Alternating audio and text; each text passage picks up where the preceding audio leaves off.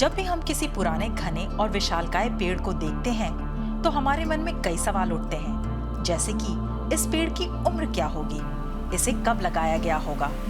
इन सवालों का जवाब देते हैं पेड़ों में मौजूद रिंग्स, यानी कि छल्ले, जो साल दर साल पेड़ों में विकसित होते हैं।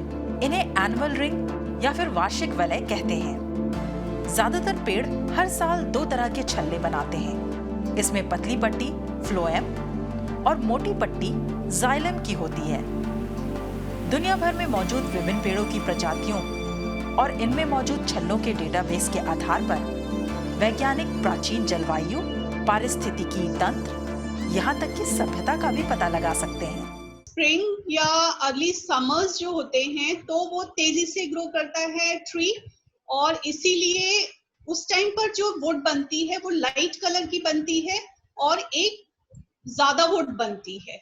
लेकिन जैसे जैसे फॉल यानी ऑटम आता है और विंटर्स में जो ग्रोथ होती है वो कम हो जाती है, तो जो उस टाइम की वुड बनती है वो डार्क कलर की बनेगी और थोड़ी पतली बनेगी, यानी कम बनेगी, क्योंकि ग्रोथ कम होती है उस वक्त। तो it results in formation of that ring. वर्षों तक किए गए एक ऐसे ही अध्ययन को डेंड्रोक्लाइमेटोलॉजिस्ट वैलेरी ट्रूएट ने एक पुस्तक के रूप में प्रस्तुत किया है, जिसका नाम है the tree story. Valerie Trouet Tucson में university of Arizona's laboratory of tree ring research में कार्यरत हैं। उन्होंने ट्री रिंग्स के द्वारा प्राचीन जलवायु को जानने की कोशिश की है। उन्होंने इस पुस्तक में बताया है कि किस तरह से ट्री रिंग्स प्राचीन जानकारियों को दर्शाते हैं, जैसे कि मोटे छल्लों से ये पता चलता है कि उस वर्ष बारिश हुई होगी, ठीक उसी तरह पतले छल्ले सूखे को दर्शाते हैं। यहाँ तक कि जंगल में लगी आग भी छल्लों पर निशान छोड़ जाती है। पेड़ जहाँ ग्रो कर रहा है वो किस तरह से ग्रो करता है, उसकी ग्रोथ स्लो होगी या नहीं होगी या होगी, it all depends on the उसके आसपास की जो एनवायरमेंटल कंडीशंस हैं वो। तो पास्ट में उस ट्री पे क्या क्या एनवायरमेंटल कंडीशंस में वो रहा है वो हम उन रिंग्स को देख के पता लगा सकते हैं।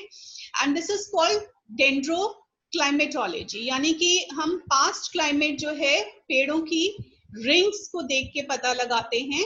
पेड़ों के छल्लों ने मानव इतिहास में अन्य महत्वपूर्ण क्षणों को भी दर्ज किया हुआ है, जैसे 1211 से 1225 के बीच के गीले, अधिक वर्षा वाले वर्षों में मध्य एशिया में बड़ी घासें उगी। इससे मंगोल साम्राज्य के विस्तार की भी कड़ी जुड़ी हुई है।